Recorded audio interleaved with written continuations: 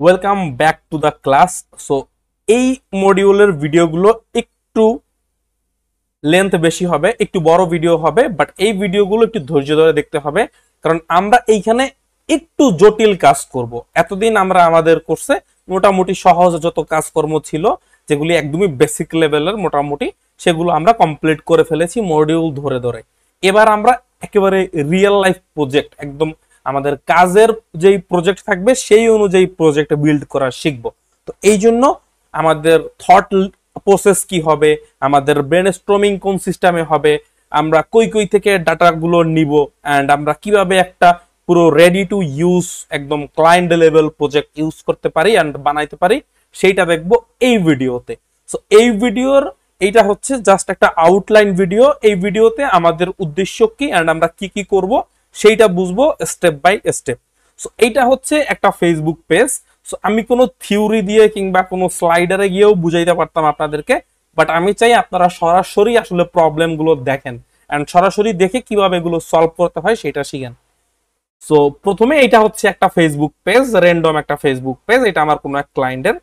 So এইটাতে আমরা just কি করব, ক্লায়েন্টের এখানে প্রোডাক্ট থাকবে কিছু, ধরেন এইটা আমার এই ব্যবসা। সো আমার ব্যবসায় যদি আমি সেট আপ করতে পারি, তাহলে আমার ক্লায়েন্টের জন্য আমি সেম অটোমেশন সেট আপ করতে পারবো।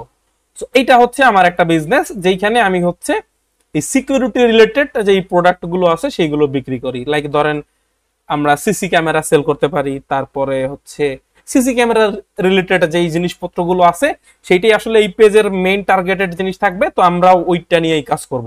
ধরেন সিসি ক্যামেরা, ডিভিআর, তারপরে সিসি ক্যামেরার মনিটর এন্ড এইসব জিনিসগুলো নিয়ে আমরা 3-4টা প্রোডাক্ট আমরা ক্রিয়েট করব। এন্ড সেই প্রোডাক্ট গুলো কিভাবে অটোমেটিক ফেসবুকে পোস্ট হবে, হ্যাঁ, এবার আমি স্টেপ বাই স্টেপ বলি।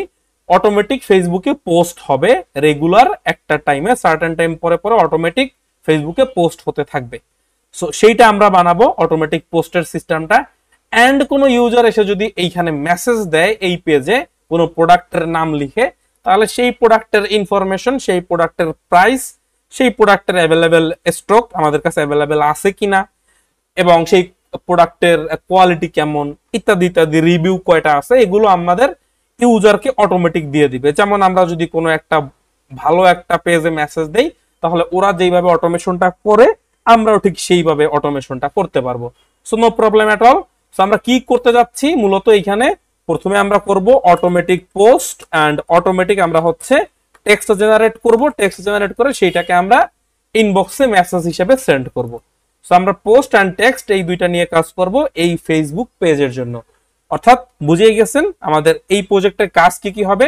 ফেসবুকের ক্রেডেনশিয়াল ক্রিয়েট করা এন্ড ফেসবুকের ক্রেডেনশিয়ালটা পেজের সাথে কিভাবে আমাদের এনএটেন ওয়ার্কফ্লোতে আমরা ব্যবহার করব, এন্ড ব্যবহার করে কিভাবে আমরা auto post and automatic message reply যে সিস্টেমটা আছে সেইটা আমরা বিল্ড করব। এইটাই হচ্ছে আমাদের এই যে মডিউল আছে, এই মডিউলের আমাদের মেইন হচ্ছে কাজ। সো আমরা কি কি কি কাজ করব একটু যদি একবারে দেখা যাই। আমরা এই যে developer.facebook.com এ অ্যাকাউন্ট খুলবো এন্ড এইখানে আমরা একটা অ্যাপ ক্রিয়েট করব। অ্যাপ ক্রিয়েট করা যায় এখান থেকে, তারপরে সেই অ্যাপের মাধ্যমে আমরা ফেসবুকে অটোমেটিক পোস্ট করব এন্ড টেক্সটের রিপ্লাই দিব, মেসেজের রিপ্লাই দিব। সো আই হোপ আপনারা এই কোর্সে কি কি শিখতে যাচ্ছি তার একটা সিলেবাস বা আউটলাইন বা মডিউল যাই বলেন সেটা এই ভিডিও থেকে পেয়েছেন। এন্ড আমরা নেক্সট ভিডিও থেকেই আমাদের ডাইরেক্ট প্রজেক্টে জাম্প করব। সো এই ভিডিওটা এই পর্যন্তই রইল। Thank you so much.